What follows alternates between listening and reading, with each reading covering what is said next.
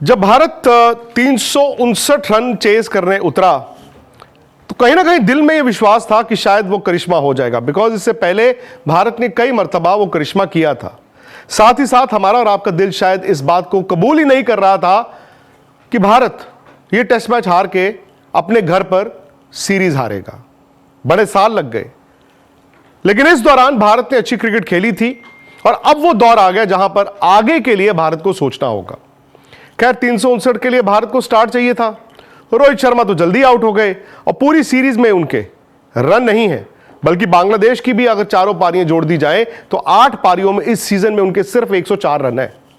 लेकिन जायसवाल और गिल की पार्टनरशिप ने आपको भरोसा दिखाया। हम सब उम्मीद कर रहे थे कि जिस तरह ये दो बैटिंग कर रहे हैं वो चेन्नई टेस्ट मैच 2008 एक बार फिर रिपीट होगा। जायसवाल तो सहवाग का काम कर रहे थे, उस वक्त हमें लगा शायद गिल गौतम गंभीर का काम कर देंगे और फिर हमारे पास सचिन तेंदुलकर और युवराज का काम करने के लिए विराट कोहली है, ऋषभ पंत है, सरफराज है। मगर एक विकेट और सारे के सारे ताश के पत्तों की तरह बिखर गए। भारत हार गया। सिर्फ बात हार की नहीं है, बात यह भी है कि आगे क्या होगा। क्या वाकई में हमें और आपको लगता है कि यही बैटिंग ऑर्डर फिर से वो करिश्मे दोहरा सकता है?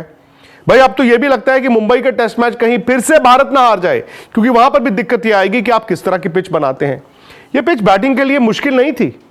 यह विकेट आज भी अगर आप देखें, जब भारत बैटिंग कर रहा था रन बन रहे थे, रन तो बन ही रहे थे ना, लेकिन कहीं ना कहीं वो स्पिन का दबाव अब भारत पर दिखता है।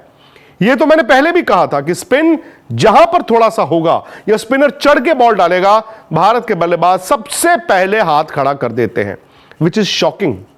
शायद सीमिंग कंडीशंस में जहां पिचों पर बाउंस है, भारत के बल्लेबाजों ने रन बनाए हैं, लेकिन स्पिन के खिलाफ इस तरह भारत की कमजोरी यह आज की बात नहीं है, यह पिछले कई साल से चलती आ रही है। लेकिन आज क्या हुआ?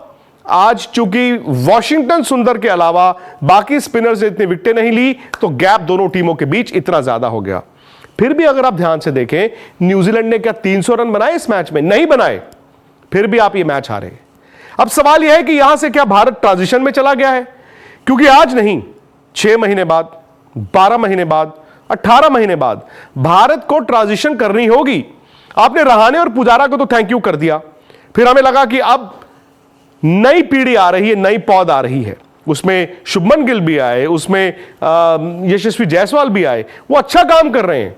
लेकिन अब दिक्कत आ रही है रोहित की, अब दिक्कत आ रही है विराट की, अब दिक्कत आ रही है आपको केएल राहुल की। भले केएल राहुल ये टेस्ट मैच नहीं खेले, लेकिन इन 3 बल्लेबाजों पर बहुत ज्यादा दारोमदार होता है। आज अगर केएल राहुल इस टेस्ट मैच में नहीं खेले तो इसके जिम्मेदार वो खुद हैं, कंसिस्टेंट नहीं है। विराट का भी वही है।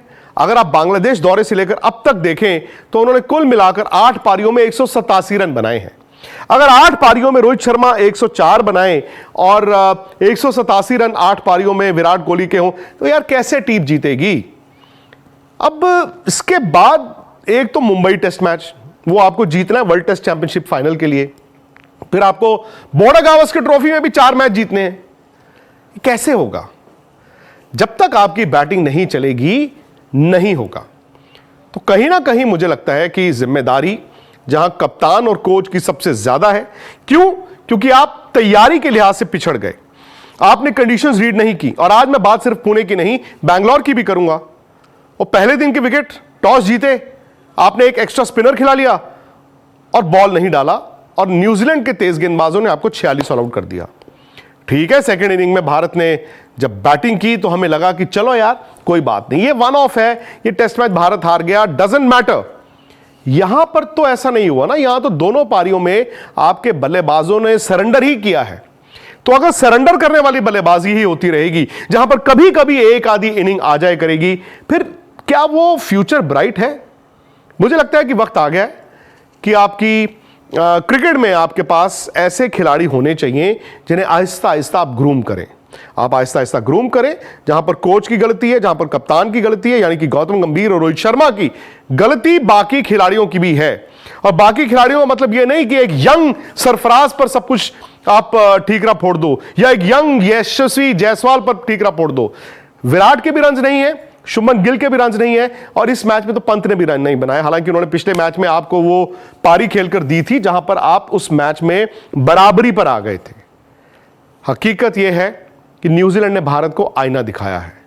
अगर हम आंख बंद कर लेंगे फिर वही बात, तो फिर आगे आने वाला वक्त और खराब होगा। खैर, भारत हार गया, हार चुभेगी, और जैसे मैंने कहा, ना सिर्फ आप सीरीज अपने घर पे आ रहे हैं, अब तो वर्ल्ड टेस्ट चैंपियनशिप फाइनल का रास्ता भी थोड़ा मुश्किल होता जा रहा है। आप बताइए कि भारत को क्या करना है, और मैं चाहूंगा कि आप इसी वीडियो के कमेंट सेक्शन में जाकर अपनी राय दें। कि गलती कहां है, दूसरा, अब आगे किस तरह से आप इंप्रूव कर सकते हैं, किस तरह भारत की टेस्ट टीम दोबारा से पटरी पर आ सकती है। बड़ी बड़ी टीमों के साथ होता है, 2011-12 में भारत के साथ हुआ, क्योंकि वो जनरेशन जा रही थी, लेकिन फिर उसके बाद वक्त लगा और दोबारा से भारत खड़ा हुआ। अब भी शायद वही वक्त आ गया है, थोड़ा सा इंडिया जरूर डिप करेगा, लेकिन दोबारा खड़ा होने के लिए आपके आइडियाज बड़े जरूरी हैं। आप अपने अपनी राय दीजिए यार, अपने अपने आइडियाज दीजिए, और अगर आप इस वीडियो को लाइक करेंगे, शेयर करेंगे, स्पोर्ट्स तक को सब्सक्राइब करेंगे, तो हमारी भी थोड़ी सी हौसला अफजाई होगी।